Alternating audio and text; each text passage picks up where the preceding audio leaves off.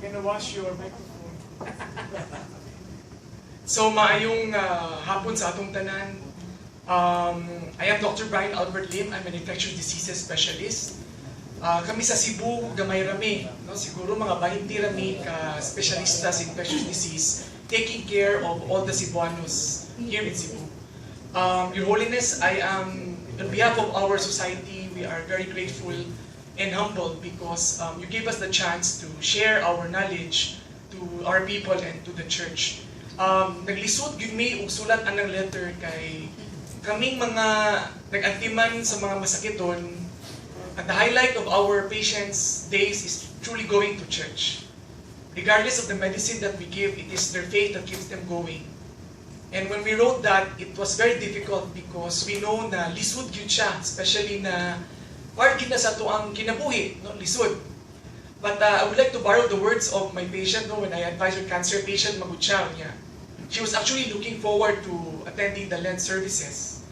But namagod siya sakit, so I advised her about COVID. And then, ingon na lang siya na, mga G na lang ko ani Doc na mahumanan ni kay makasimba na yun ko. Ingon siya na, iyang unong reflection is we should not take for granted our ability to go to church.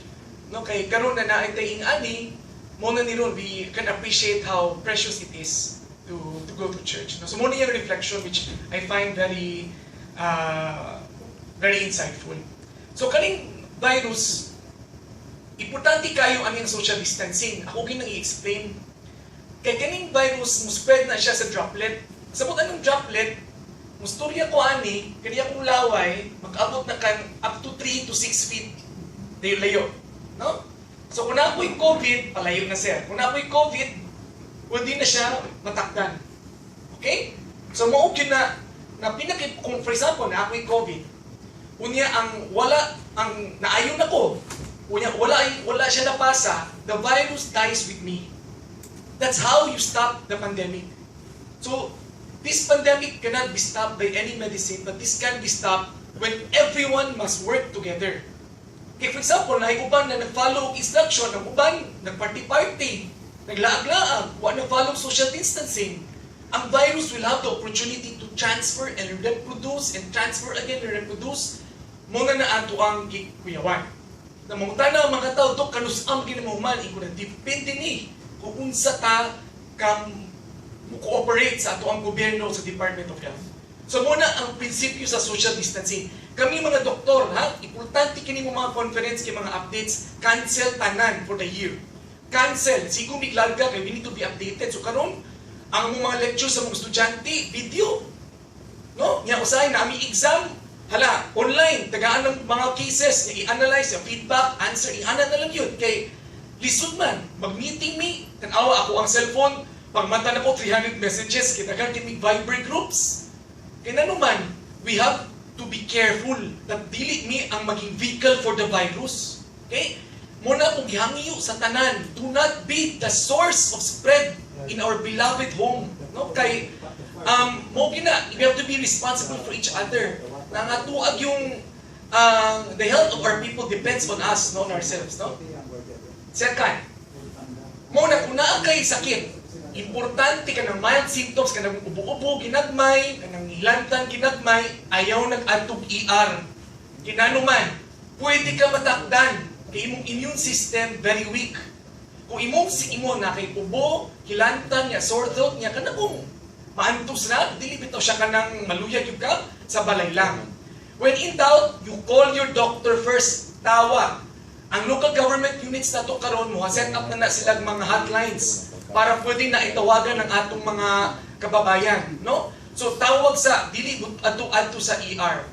Nya kung kana giingnan kasi mong doktor, miski imong sakit ba, dili COVID, giingnan ka 14-day quarantine gyapon kinanuman. Example, nakay sakit, sore throat, naayon na ka. Imong immune system weak pa na. Pwede pa ka matakdan, no? So ang quarantine is both selfish and selfless. Selfless because you prevent others dili matakdan ng uban. Selfless. Selfish po siya kay dili po ka matakdan. Weak mo ka imong immune system. Kinamakilaing sakit. Okay? These are the only two ways that we can stop this pandemic. Di kini binuang. Kay nahitabo sa mga ang success of Macau, for example. ang success of Singapore, nanuman, kay kung ingon ilang Ministry of Health, nagdili mo manggawas, observe quarantine, observe the rules, follow magud sila. No? So please, katong mga namoy mga amigo na gikag Manila, gikag NCR, gikag Dumaguete, gikag CDO, kanang mga areas na ay COVID, miski wala sila gibati, 14-day quarantine lang sa nanuman. Kay kaning COVID, kung busod si mong lawas, dili man na automatic na anak kay simptomas. Mo-incubate pa na siya, magpatagkan pa na si mong lawas. So siguro mo take pa ng mga 3 to 5 days, no? Within 14 days, pwede na siya mong gawas. So during that time, importante sa balay lang sa, because we can protect our people. No? So, usang may mga practicalities ani you can check may ako nagibutang na lang sa Facebook ang magdakan magnangutana, so ato na lang gibutang dito kwarta kanang kwarta bugunita ikakibaw ket sino gunit pwede siya mode of transmission kanang mukaon tag fishball niya kanang sauce mo double dip magdinakdanay pwede sapatos tsinelas dili ayaw isulod sa balay kita na ba mugluwa-luwa sa kalsada. Now, luwa, nanakay sapatos, imo gidala si mong balay, nanakay anak nagkapagapang, wa na matakdan. So, importante gito, pagsuod sa balay, pagsuod sa balay, wa sa hi, hello. Ligo sa. Importante maligo para limpyo kita. Okay? So, muna ito ang mga practicalities, no? Social distancing, please. Home quarantine for 14 days kung naay gibati. And then third, please, limpyuhan yun, hand washing. Thank you sa itong